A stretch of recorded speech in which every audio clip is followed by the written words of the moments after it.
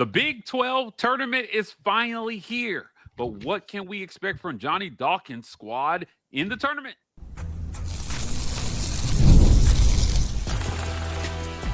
You are Locked On UCF, your daily podcast on the UCF Knights, part of the Locked On Podcast Network, your team every day. Welcome on into Locked On UCF, your daily UCF podcast. I'm your host, Mike G, and thank you so much for making Locked On UCF your first listen of every day. Joining me, as he always does, every single Monday is my good friend, Andrew Gluco from The Last Word on Sports. First word on this topic, Andrew, it is Big 12 tournament time. We have talked UCF basketball for weeks upon weeks, and here we are. UCF Utah in the first round of the tournament. They will play on day one, which usually means you are a bottom seed in the tournament. No surprise there, given how UCF's basketball season went. But if you're Johnny Dawkins' squad, you drew Utah before we started recording. You feel like this is a favorable draw in this tournament for UCF? For multiple reasons. Utah is vying for a spot in the college basketball crown as one of the auto bids. UCF is actually nipping at their heels because they use a variety of different rankings, particularly the KenPom. And right now UCF is 76th, I believe, in the KenPom versus 70 for Utah. So this matchup goes a long way. You look at the net, Utah is 68 versus UCF, nipping at the heels at 77. So there's NIT implications. Both teams, if one doesn't make it to one might make it to the other. UCF still very much in the NIT hunt. A win would really do a good job of helping, cement that resume. They're still they're not a lock, but they've got a more than 50% chance at making a postseason tournament. It's not going to be the NCAA. They got to go all the way and win the conference championship, which we don't. I don't expect that. You don't expect that. But that doesn't mean the season is necessarily over. And if a win against Utah happens, it will make sure UCF has at least a 500 season before it's all said and done. Because at worst, they'll be 17-16, but then they can get a postseason tournament, finish 17-17, or even better. So if they lose, they'll be 16-16 regular season. They may get another chance to play and they drop another game, but at least if a win, they're locked in no worse than a 500 season. Look, if they beat Utah, they win Kansas next. Look, UCF gave Kansas a run for their money in the regular season, Andrew. It was a game, quite frankly, I thought they should have won. Now, that was on the road at Kansas. It would have been a massive quad one win for UCF. But, you got to get by Utah first and see what happens. I subscribe to the theory that anything can happen in these conference tournaments, especially when you are one of these bottom seeds. You can get on a run through the tournament. And at the one deep, this is something that we've talked about week after week. UCF has the talent to run with almost anybody in the conference at the one deep. It's just once you get past that, once guys get tired, if somebody has a bad game, no depth from the bench. That brings me to the discussion about Mikey Williams. Could this be an opportunity for young Mikey Williams to say, you know what, Big 12, I'm here. And here's why I was such a highly regarded recruit. And on the Big 12's biggest stage, help UCF make a run through this tournament. Well, they certainly need him. He didn't play in the last game the last two games he didn't play. They could have used him against West Virginia. It was a game that UCF kept close. Darius Johnson, each of the last two games basically was carrying this team. I mean, Keyshawn Hall absolutely vanished despite earning some all Big 12 honors. I mean, he completely vanished in that last game. If Hall played how he was supposed to play, UCF probably would have won that game. I mean, it was 72-65. He finished 1 of 10 from the field, 0 of 2 from 3-point range, 4 of 6 from he had 6 points Keyshawn Hall did. I mean, you can't win when your top scorer is putting up a dud like that. But Darius Johnson was willing this team. He did it, senior night. He scored over 30 points. I mean, he was just absolutely on fire. He scored 27 against West Virginia. They're going to have to put it all together. Here's the interesting thing about Utah, and that's one reason why I think it's a good, favorable matchup. They fired their coach late this season. He's already gone. So, I mean, this is a team that is a little bit lost. And I think UCF can take advantage of that and, use that as a springboard. But again, they're going to have to find a way to find some consistency. It just hasn't been there. If your best player, Keyshawn Hall, is got to step up. He's got to score points and take some pressure off, Darius Johnson, allow him to be a field general, not just a scorer. Yeah, I agree. Look, Keyshawn Hall, the best scorer, in my opinion, in the Big 12, and you need him to step up in this tournament. You got to score points, right? You cannot stall out, and you've got to find a way to stay ahead of it, because UCF doesn't play well from behind. Once they get down, that's it, right? We haven't seen a bunch of highly rated comeback wins from this UCF squad this year. So you got to play from the front. You got to get out to a fast start against Utah, and then you've got to keep the foot on the gas and hold on for dear life. The ends of games have been absolutely brutal for UCF this season, particularly when it's close. Lots of really high-profile close losses for the Knights. Yeah, and that's what made this West Virginia game so wild, because it was not like how they normally play. They got absolutely torched in the first half. They were down 22 in the first half. They go in the second half. They give up another 3 points. There's 25 down right there. It's 50-25 first minute into the second half. They go on a 9-point streak, and then later a 10-point streak, and start chipping away, and they just ran out of time. I mean, they got within 3 after a 6-point streak. Later, you got down to 2 minutes, 3-point game, but they just ran out of time. But, if the second half extended, I mean, this team was just absolutely on fire at that point. But again, it comes back to they can't put it together. They either lay an egg in the first half, which is usually they kind of hang tough, but I mean, in this case, West Virginia, they laid a complete egg, or the second half they get completely taken to the woodshed. Here's the interesting thing: UCF's defense obviously has not been good all year, but they only gave up, what was it? I think it was 25 points in the second half, which is uncharacteristic. But if they can take that, and again, this is against a good West Virginia team that's probably going to be in the NCAA tournament. They're a little bit closer to the bubble, but I think they'll be in. If they can take what they did there on the road and apply it here in a neutral game situation, they can beat a Utah. They can run with a Kansas. This Kansas team this is not the same team that they saw in the early part of the year where they got 50 pointed. This is a mortal team, and I've read comments from fans and stuff. There's a lot of Chicken Little sky is falling kind of stuff going on within the Kansas family.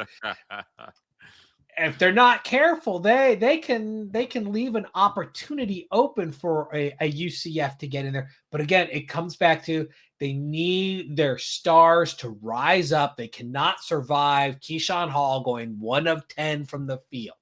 You cannot expect Darius Johnson to single-handedly carry this team. That's not to say Johnson's not good. He just can't do it on his own. You need Hall to score 16, 17, 18 points. You can do that. You can really, and Johnson can contribute another 15, 16, 17 points himself. You got other guys like Mustafa Sham and stuff like that. And, maybe JJ Taylor had a good game against West Virginia, but someone else, you need a fourth guy. You can make some noise. You can do something. You can potentially, play spoiler. The season's not over. And this is where Johnny Dawkins really has to do his job as head coach, is to remind them The season's not over. They are playing for something. They're playing for postseason life, and it's not over yet. They can get into the NIT. They might get into the college basketball crown, but either way, that's postseason. That's more chance to play and do your thing. And once that tournament starts, it's a whole new season. What happened previously doesn't matter. So you have a whole new chance. You hit the reset button. It's win or go home. And that's college basketball. That's what we live for, is for those postseason tournaments where you just get that amazing adrenaline rush of that win or go home mentality. I mean, we see it with March Madness all the time, but the same philosophy goes to all the other tournaments. The important thing is it's not one of those pay to play. The NIT has a positive reputation. The college basketball crown, I mean, it's Big East, Big 10, Big 12, and maybe a couple others smattered in there, some at-large selections. But I mean, we're talking big boys, power conference teams. So it's not like you're playing, a school from the Atlantic Sun or something. You're playing against a Big 10 squad. There's opportunity here, and Johnny Dawkins has to remind them and really get in their head that this is not over yet. And fans have to also realize this isn't over yet. I know some return, NCAA tournament or bust. That ship sailed. Now it's okay. What can we do from here? We can't just give up on the season, give up on the team. They need support. And, based on how senior night went, I mean, UCF fans came out, they supported, they love their guys, and they just have to keep doing what they're doing. Look, these conference tournaments don't mean a whole lot to the teams that know they're already in the tournament. We've seen year after year, it's hard to move seed lines based on conference tournament performance. So if you're Kansas, you're in, a win or a loss isn't going to help or hurt you. But we know the more games UCF wins, the more it helps them in a lot of ways, especially if they win the whole thing. So you got to go on and just, I think, play like there's more on the line for you than for them. But look, what are UCF's chances? We're going to talk about that right after a quick word from our sponsors.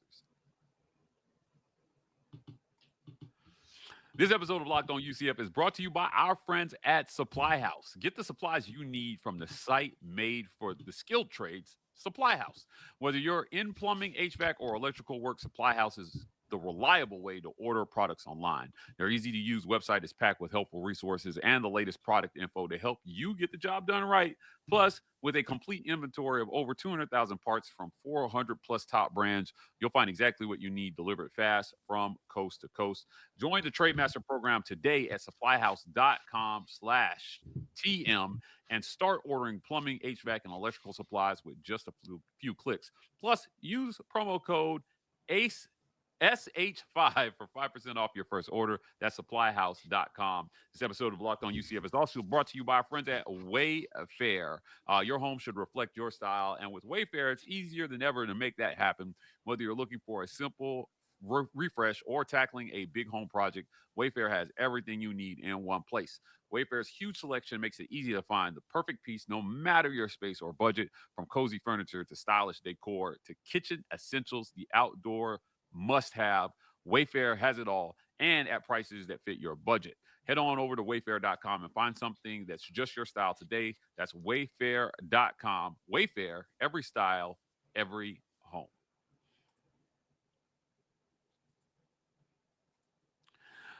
UCF's chances in this tournament, it's a long shot, but we're here for hope, Andrew, and I'm telling you what gives me hope. And that's what we're going to talk about. What gives you hope for UCF in this Big 12 tournament? What gives me hope is you have the best scorer in the conference in Keyshawn Hall at 18.5 points per game, and you have the sixth best scorer in the conference in Darius Johnson at 16.5 points per game. If these guys hit their averages, I think you have a chance. These guys hit their average, and somebody else contributes at a normal level. I think you got a shot in this one to win a few games and give these guys a scare in this tournament. I mean, it's never over till it's over, but look at UCF's bracket part. They're at the bottom of the bracket. They're the 14th seed out of 16. They play number 11 Utah. It's not last. Far from it. Here's the thing. You got that game. Then, as you mentioned, Kansas after that. And then you have Arizona. And Kansas and Arizona are two teams UCF played close on the road against. So I think this is actually a good spot for them. They played them tough. They showed they can run with them. And as a result, there's that respect level. And I think there may be a little bit of not intimidation, but the fear that this is not a gimme game. UCF is not a gimme team because they took us to the wire. They lost versus Kansas late. They lost by 8, to Arizona, and they went tit for tat with them. They stayed with them. They just were always a little bit behind, but they didn't get run off the court by a team that was better than them. They rose up to the occasion and say, "Hey, we're not a pushover team." So I think that's favorable in that. There's no one that it's gonna run them off the court. This isn't like, where they just absolutely lay down the first time against Kansas. That was early in the year when they were still figuring things out. Later in the year on the road, they took them to the wire, and Kansas has dropped since then. They are not the world beaters. They are mortal. And as long as they can keep Dickinson within some degree of control, because he's the reason why they lost both games. First game, he did whatever he wanted. Second game, he got hot in the second half, and that's what kept Kansas ahead. But if they can, keep him in check, they can upset Kansas. This is not at Allen Fieldhouse. This is a neutral site game. So the dynamics are different. They're not going to have that home crowd against them. So UCF has a chance to play spoiler. I don't think they're going to go all the way, but you know what? That's what makes March so special. Things happen. We've already seen 2 different schools from other conferences make their first ever NCAA tournaments. That stuff's exciting. That gets my juices flowing. To see these programs rise up. They're counted out. They've never had this chance, and we love the Cinderella story. I wish I saw more of it in college football, but obviously that's a different monster. But in college basketball, Cinderella lives, and there's no reason why UCF can't put on a slipper themselves as a team not expected to make a run and do just that. Yeah, I want to remind our listeners, Utah in the first round. If you get by Utah, you have Kansas. If you get by Kansas, you get Arizona if you're UCF. So I think you raise a good point about them giving Kansas a run for the money on the road, giving Arizona a run for their money. This UCF team can certainly, I think, make some noise in this tournament. You have everything to gain, right? And I think the fact that they kind of have nothing to gain from these tournaments plays in your favor if you're UCF. Come in, play like a man possessed, because I'm telling you, these coaches know wins don't equate to moving seed lines in the tournament. Like, the committee said you are what your regular season says you are for the most part, unless you are a team that is on the bubble or not even on the bubble, out of it completely, and you win the whole thing. That's it. That's right. The tournament is the last chance for teams that are not going to make the tournament to do something special, shock the world, and make the tournament. And I just think that plays to your favor if you're those bottom seeds. Plus, if you make it through to Arizona, they've been sitting for a week, right? And played a game in a week. And you come in hot. If you jump out to a big lead, you can, again, make runs. We've seen epic runs through conference tournaments. Usually they die in that championship game because they finally run out of gas. But, man, I just think that UCF is extremely talented, again, at the one deep. It would take a special run. But look, man, like you said, that's what March is about. It's about those special runs. You don't have to be the best team. You just have to be the best team for a day, and then the next day, and then the next day. And if you can string enough of those good days together, maybe you put together something that we talk about for a really, really long time. And for UCF, it's going to have to be 5 days. Though that the way the tournament's set up is, and you're seeing more and more of this, where the top seeds get buys. Basically, conferences are now protecting their top teams. It's not as bad as the gauntlet of the Sun Belt or the West Coast Conference, but your top 4 automatically go into the 3rd round. Then the next 4 in the 2nd round, and then the last 8 play in the 1st round. So you got to basically everyone from TCU on down. TCU is number 19. For everyone from them down has to win 5 games to win the tournament, and that's 5 days in a row. So Tuesday, Wednesday, and then Saturday will be the tournament championship. Again, if UCF wins 1 against Utah, I think they solidify themselves in the postseason. If they can somehow steal an extra one, I mean, they're not that wouldn't necessarily mean NCAA, but I mean that would really lock them up for the crown, because the way that it looks like right now, the standings look right now, they think Cincinnati and Utah, or maybe Kansas State, are going to be the automatics, because the top 2 automatically go into the crown. Well, yeah, they're all playing in the first round. Kansas State's number 10, despite their record. They actually have a losing record right now, but they have a favorable Ken Pom rating, which helps them in terms of the college basketball crown. Cincinnati is number 13. They're playing for an NCAA tournament because they're just outside that bubble. If they can make a really strong run, they may be able to slink in. But I think too many underdogs are winning other conference tournaments. And you've said it before.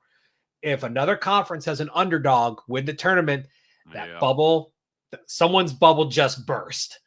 And I think with UCF on the almost on the NIT bubble, they can't afford to lay down. Well, that takes us to our last topic, which is how many wins is it going to take for Johnny Dawkins to achieve whatever their goal should be, in this tournament? Is it making the NIT, or should they have their sights set higher? We'll talk about that right after a quick word from our sponsors. This episode of Locked On UCF is brought to you by our friends at FanDuel, America's #1 sportsbook. March Madness is here, and FanDuel is giving you the chance to get in on the action like never before. Right now, new customers can get $200 in bonus bets when your first $5 bet wins. That's $200 in bonus extra bucks to use on everything from buzzer beaters to Cinderella stories, and even who's cutting down the nets.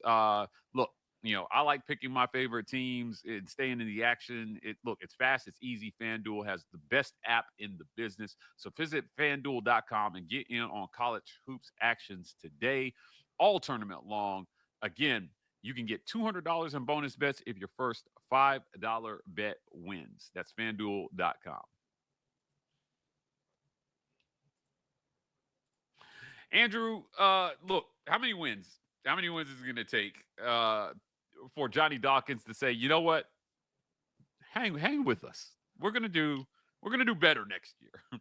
This year, the regular season's in the books. It is. Your conference tournament is your last gasp to show that you're building something. That you're building something for the future, I think. And you want to get more. You want to get to the postseason, whether it's the NIT, whether it's the conference tournament that Fox puts on that we've talked about on this show, or whether it's the big dance. Now, the big dance is an outlier. We know the only way they get in at this point is they win the Big 12 tournament. Going to be a long shot. We'll see if they make that fun for us. However, I think that you got to get 2 games in this tournament. I think you got to get 2. And I know that's a tall task getting by Kansas, but you've been there before and you've almost beat these guys. And like I said, they've got really nothing to gain here. And you have everything to gain. Beat Utah, beat Kansas. I think that's a positive note to end this season on. You definitely have to at least have 1.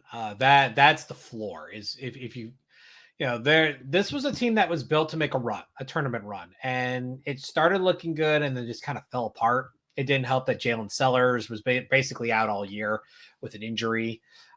That sucked because he was the team's leading scorer last year, and that was a team that played spoiler, made it the NIT, was supposed to be the worst team in the conference and surprised everybody. So he helped make that happen, was not able to be a material factor in this season, played only 3 games and had limited time in all 3 of those before he got shut down. You got to win against Utah. And the key is you have to make a postseason tournament.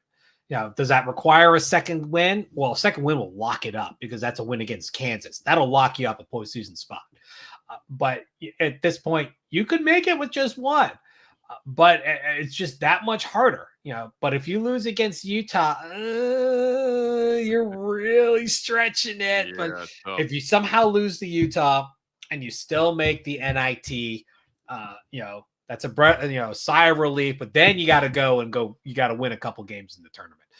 If Johnny Dawkins wants to keep his job, he's got to have at least a win somewhere in there. It's either, in the conference tournament or in the NIT, preferably both. But this is a team that cannot go over and him, retain that vote of confidence to keep his job. I agree. Look, I think Terry Mauser has been under a lot of fire lately. For the state of Don't UCF say. Sports. So I think that if you're Johnny Dawkins, you got to go out and you got to get some things done here, and don't give Mohajer a reason to look at this year. You need one more year. I think he needs one more year to right the ship, and that starts in this Big 12 tournament. Look, man, at the end of the day, it's a results-based business. You're judged by wins and losses. If you're Johnny Dawkins, beat Utah, like you said, I would like to see that second win, but I agree with you. I think you get one, you get to the postseason, you make some noise there, and you say, look, we're going to go out, we're going to spend some money in the portal, we're going to build some depth, and we're going to right the ship. So it's going to be fun to watch. The Big 12 tournament is upon us. UCF plays on day 1. We're going to be right here on Locked On UCF covering it all. Andrew, I want to thank you for joining me. Before we get out of here, tell people where they can find you. You can catch me on Twitter /X if it's working at StatBoyTrue. Same with Blue Sky. And you can catch my writings on The Last Word on College Football, a part of The Last Word on Sports family. Thank you so much for making Locked On UCF your first listen of every day. For your second listen, go check out our friends at Locked On Big 12. Our guy Drake Toll leads the conversation in conference realignment news and pulls no punches when it comes to talking about every team in the Big 12, including the UCF Knights. You can find Locked On Big 12 on YouTube or wherever you listen to your podcast. And you can find us here tomorrow on Locked On UCF.